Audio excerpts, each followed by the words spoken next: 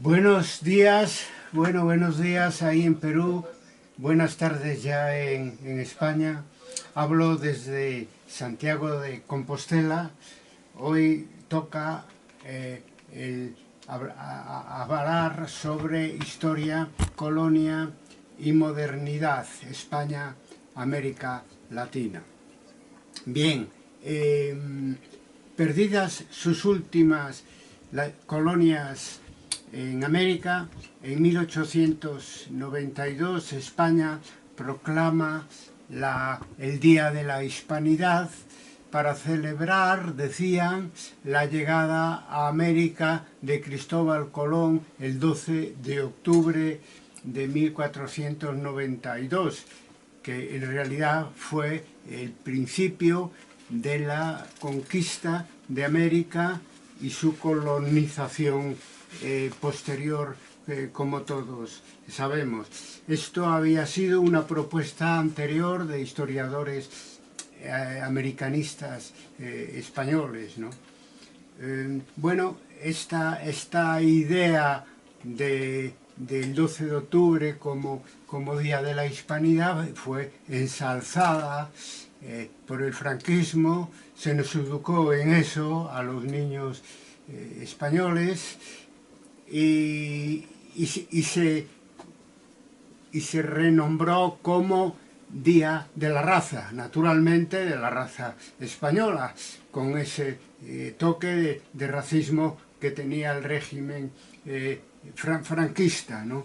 Después, en democracia, después de la transición, se continuó con esta festividad del 12 de octubre que de una manera, digamos, más descafeinada, ¿no? Se hablaba del día del descubrimiento de América, del encuentro de dos mundos, hasta que ya muy cerca de nosotros, a finales del siglo XX, afortunadamente, gobiernos latinoamericanos rebautizaron el 12 de octubre pues como Día de los Pueblos Originarios, Día de la Resistencia Indígena, Día de la Descolonización, Día de la Diversidad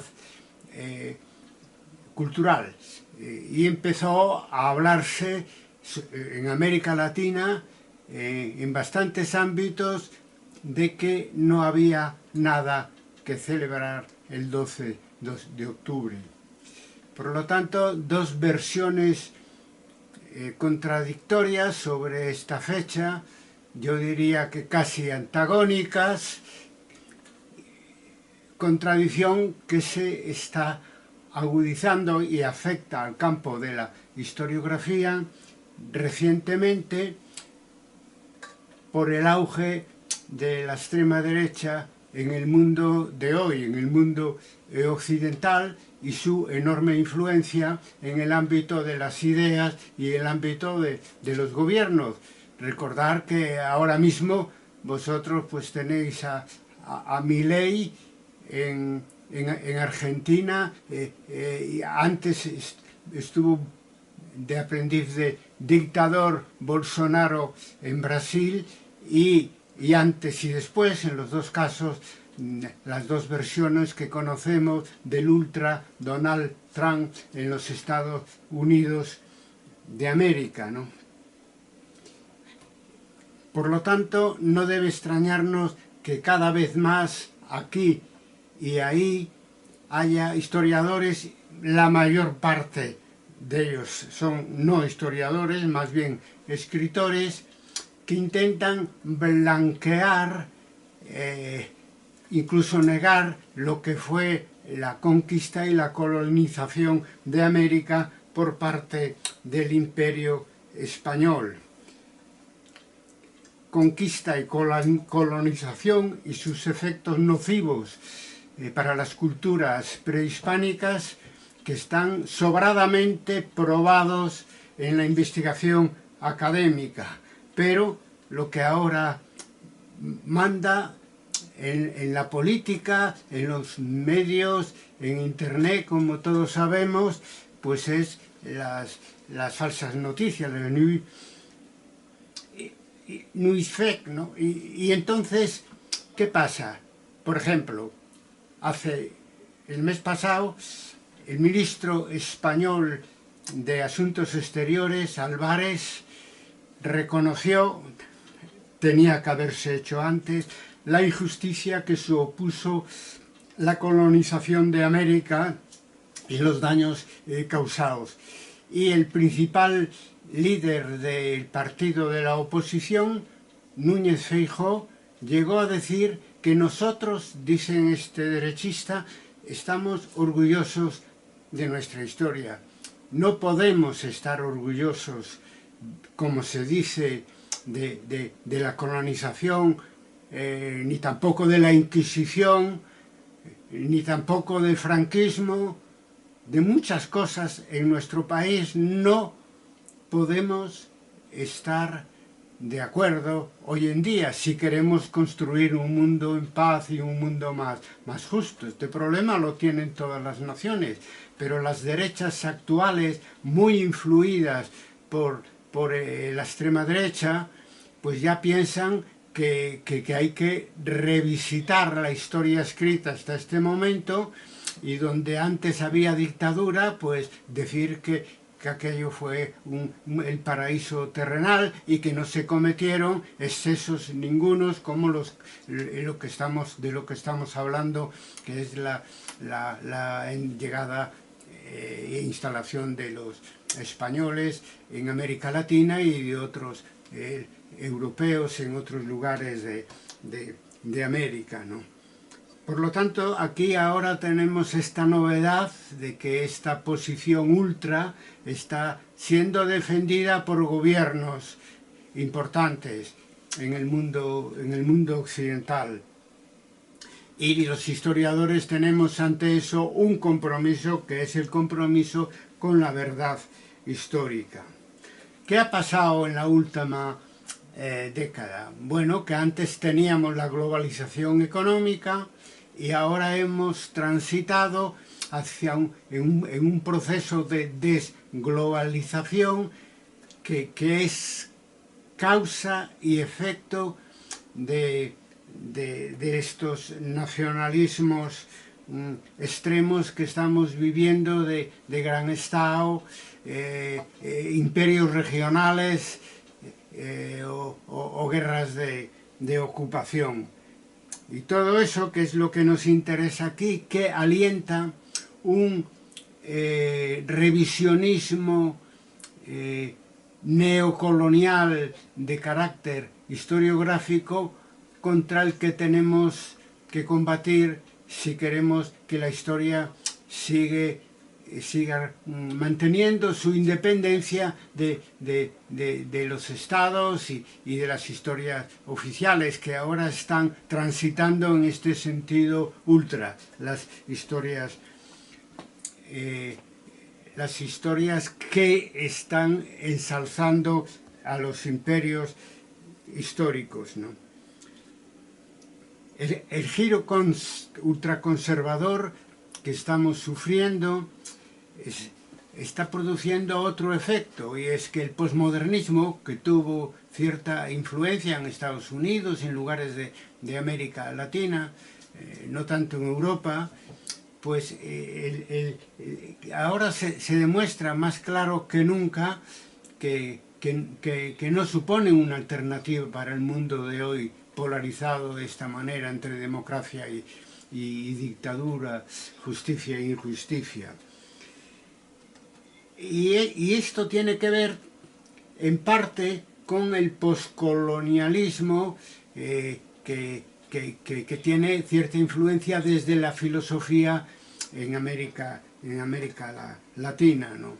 Esto también ahora está en decadencia porque, por ejemplo, cosas que ha dicho por influencia posmoderna el poscolonialismo filosófico latinoamericano hoy son insostenibles. Por ejemplo, negar la modernidad, decir que la modernidad y la colonialidad son la misma cosa, y reducir la modernidad al estado colonial, ¿no?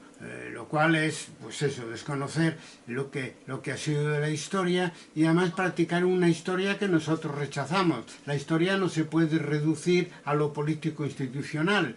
Debajo hay una sociedad que hace historia y debajo revueltas y revoluciones inciden también en esa historia. Por lo tanto, tenemos que verlo desde los puntos de vista a que hago referencia: sociedad político e institucional por un lado, sociedad y revueltas por otro lado, y ver un poco dónde está la modernidad. Evidentemente, frente a un Estado colonial, la modernidad está en la sociedad civil, aquí y allí.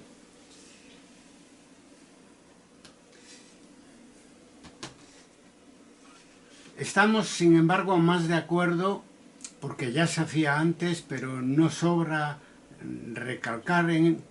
recalcarlo hoy, en lo que se llama no poscolonial, sino decolonial. Es decir, volver a visitar la historia de América Latina desde un punto de vista no colonizador, porque los pueblos y las naciones latinoamericanas y en todo el mundo tenemos derecho a tener nuestra propia historia, es decir, a escribir nuestra propia historia desde abajo, desde la antigua periferia, desde las clases subalternas. Eso hay que reivindicarlo siempre. Por eso, por lo que estamos hablando aquí, nosotros somos partidarios de, ante el auge de la globalización y la desglobalización, que ahora lo último está sirviendo para propagar las ideas ultraconservadoras, somos partidarios de unir esfuerzos a los dos lados del Atlántico, ¿no? Y hacer una historia transversal, dialéctica, comparada, dialogada, que analice semejanzas, diferencias y convergencias en nuestras respectivas historias, ver un poco las coincidencias, sobre todo en el ámbito de la sociedad y de la rebeldía, y claro, y cuestionar las diferencias que han venido sobre todo a partir de estos estados modernos, absolutos, que hemos sufrido, pero hay que aclararlo, no sufrido solamente en América Latina, que los hemos sufrido los españoles también en las diferentes épocas históricas. Por eso que proponemos 5 ejemplos donde se puede practicar este contraste y esta cooperación, algo en lo que yo puedo hablar con cierta autoridad, porque durante más de 30 años en la Red Académica Internacional de Historia y Debate hemos practicado este intercambio y hemos practicado, a pesar de nuestras posibles diferencias, hemos practicado ese frente común en favor de una historiografía crítica. Y para ver las posibilidades que tiene una historia que sirva a la verdad, pero que al mismo tiempo, en este caso, sea transatlántica, etcétera, vamos a proponer 5 ejemplos que, en mi opinión, son significativos de lo que venimos hablando aquí. Tenemos unas historias diferentes, pero con elementos comunes que debemos desarrollar desde el punto de vista de una historiografía crítica. Por ejemplo, culturas prehispánicas y culturas prerromanas, en diferentes épocas históricas. Culturas prehispánicas, digamos, prehispánicas que han sido, en fin, invadidas y anuladas en buena medida por la colonización de España y de otros países europeos. Eso, pues en el siglo, finales del siglo, en el siglo XVI. Y por otro lado, nosotros hemos vivido siglos atrás una experiencia parecida, ¿no? Y es la invasión de la península ibérica y el fin de las culturas indígenas anteriores. Claro, la diferencia notable en el caso de la colonización americana, es que allí se destruyeron civilizaciones importantes, ¿no? Como ese Inca, son los incas, los aztecas, los mayas, y sin embargo, siglos antes, en la ocupación de la península ibérica por el Imperio de Roma, pues se acabó con las culturas indígenas de tipo tribal que todavía en aquel momento estábamos en esa fase, y nunca después se pudieron desarrollar más porque, claro, el marco del imperio fue el que definió, digamos,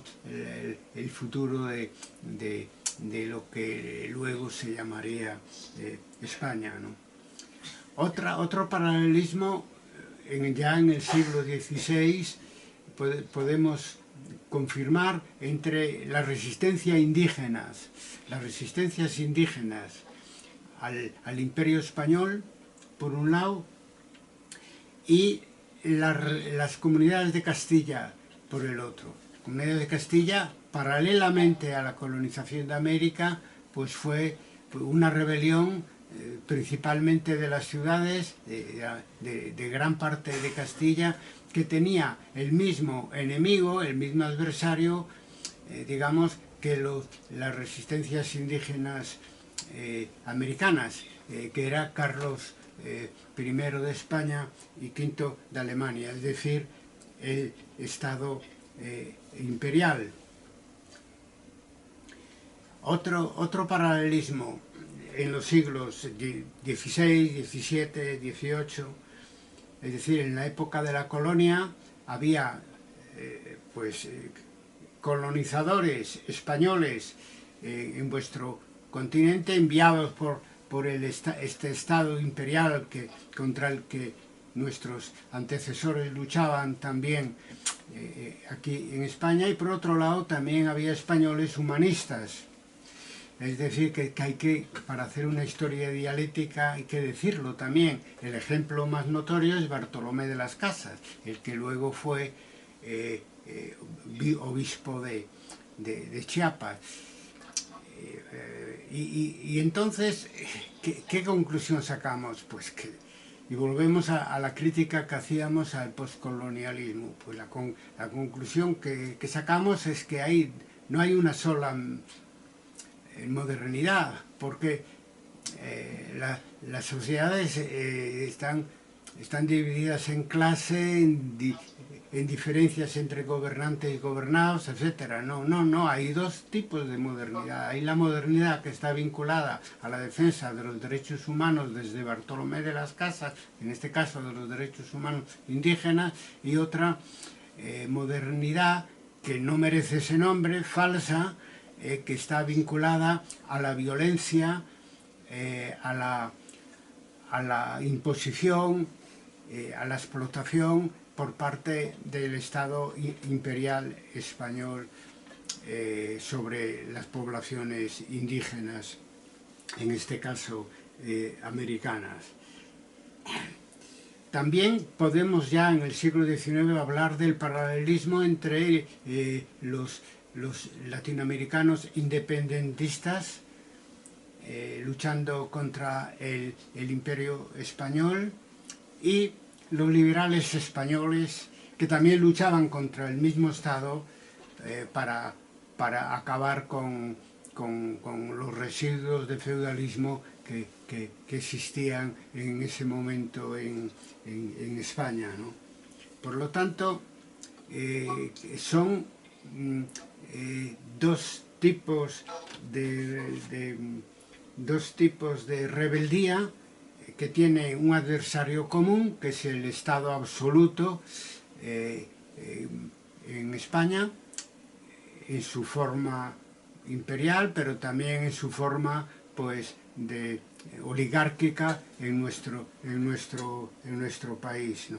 Entonces éramos rebeldes ambos contra ese Estado absoluto, y además bebíamos de las mismas fuentes, porque la Ilustración francesa, de gran influencia en el siglo XVIII ya en España y en América Latina, es donde habíamos aprendido nuestros objetivos, habíamos sacado nuestros objetivos para cambiar las sociedades, ¿no? Que son naciones independientes y soberanas, y que son, pues, acabar con el régimen, con los regímenes estamentales del antiguo régimen del absolutismo español, hasta llegar por fin al siglo actual, al siglo XXI, donde esa cooperación está muy igualada ya, y es, digamos, que es en el movimiento social global. Entonces, eso se inició en el año 1 con el movimiento, 2001, con el movimiento altermundista, y se funda en Porto Alegre, Brasil, el foro de Porto Alegre, que fue un movimiento importante con la globalización que en aquel momento existía, de tipo económico, vinculada al pensamiento único neoliberal. Entonces ahí ya se combinaban europeos y americanos de igual a igual, ya digo. De hecho, la sede de ese movimiento altermundista se situó en Brasil. Luego, en 2010, ese movimiento social global que ha ido cambiando, es una característica del siglo XXI, ha ido cambiando sus objetivos y de fisonomía en las 2 décadas que han transcurrido ya del siglo XXI, pues decía que en el 2011 es el movimiento de los indignados, que se inicia en el norte de África. En España tiene por el 15M una importancia extraordinaria, porque cambió la política española e hizo posible lo que hoy tenemos, ¿no? Que es casi el único gobierno de coalición progresista exitoso que tenemos en Europa, ¿no? Pues eso ha tenido su origen lejano en el año 2011, en el movimiento de los indignados, que después, en esa década, que es la década anterior a la que estamos, ha ido manifestándose en diversos países de América Latina. El último de ellos, Perú, como bien vosotros sabéis y habéis protagonizado en el mes pasado, porque en el año 2025 se da una triple manifestación de un movimiento social global que demuestra su enorme fuerza, porque tenemos que hablar de cientos de miles, de millones de movilizados, ¿no? En el mundo occidental, y ya últimamente también en el mundo oriental. Me refiero primero a la generación Z, que son, voy a hablar de tres movilizaciones que son del mes anterior al que estamos, del mes de octubre. Primero, la generación Z, vuestra generación Z, que se ha manifestado aquí de una manera clamorosa, pero también va camino de hacerlo en otros países. Por ejemplo, es la generación que le ha dado el triunfo a Mamdani como alcalde de Nueva York, Mamdani musulmán y socialista, ¿no? Y como punta de lanza contra la degeneración de la democracia estadounidense de la mano de Donald Trump. Entonces, no solo grandes movilizaciones como la que habéis celebrado hace unas semanas vosotros, sino también grandes movilizaciones no en la calle, sino electorales, que son, en definitiva, las que marcan las que permiten triunfar, ¿no? Con los cambios en los congresos de diputados y en los gobiernos, ¿no? Y es el camino que tenemos que seguir: doble movilizaciones y voto a opciones democráticas, regeneradoras, progresistas, para frenar a esta extrema derecha rampante que sorpresivamente estamos padeciendo en el siglo XXI. Otro movimiento muy importante que se acaba de manifestar en el mes pasado es el No King, es decir, 7 millones de personas se movilizaron en los Estados Unidos contra el aprendiz y peligroso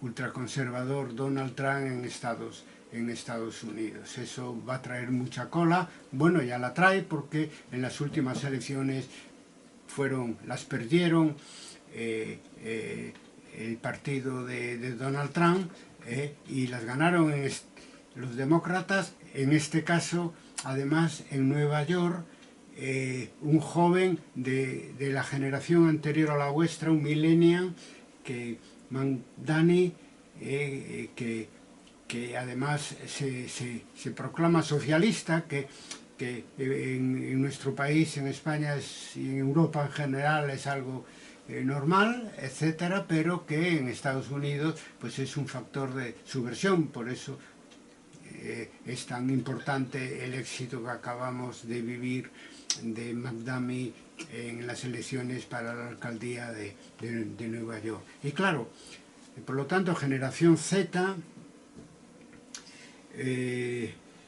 no kings, no reyes, queremos democracia. Y en tercer lugar, Gaza, la solidaridad con Gaza. Porque lo nuevo en este último mes es que no es solo la convergencia de grandes manifestaciones en el norte y en el sur, ¿no? Por ejemplo, en Europa y en América, ¿no? Sino además esa misma coincidencia se da entre Occidente y Oriente, y eso han sido las manifestaciones alrededor del 10 de octubre en solidaridad con Palestina, que fueron enormes, no sé de millones, pero de cientos de miles seguro en Europa y en Oriente, ¿no?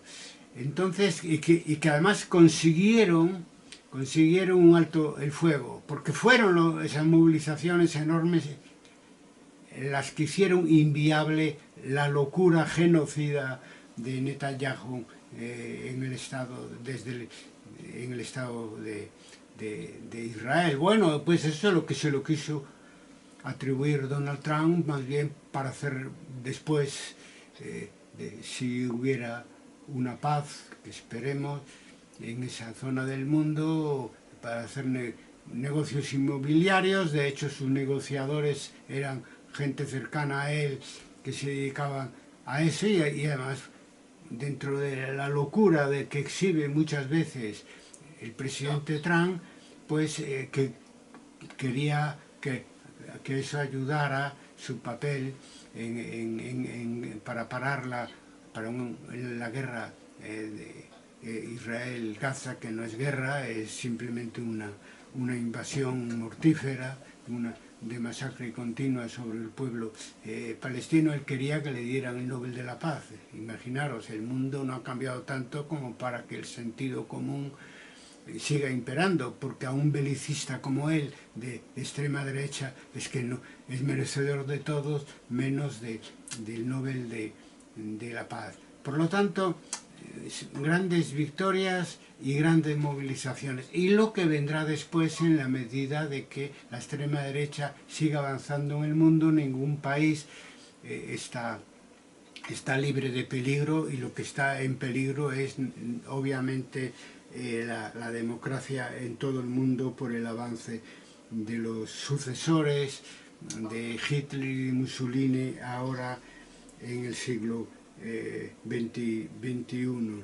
En fin, termino. La historia, amigos, colegas, la escriben los pueblos, siempre ha sido así, aunque a veces eso los medios no lo reflejan. Los historiadores tenemos que hacer una historia global y hacer ver el papel de todos los ámbitos de la sociedad en la historia que estamos viviendo. La historia la escriben en definitiva los pueblos. Otra historia global es posible. Estamos por una modernidad global, transmodernidad, sugería Dussel llamarle a eso. Yo prefiero llamarle simplemente modernidad de la buena, pero global, que luche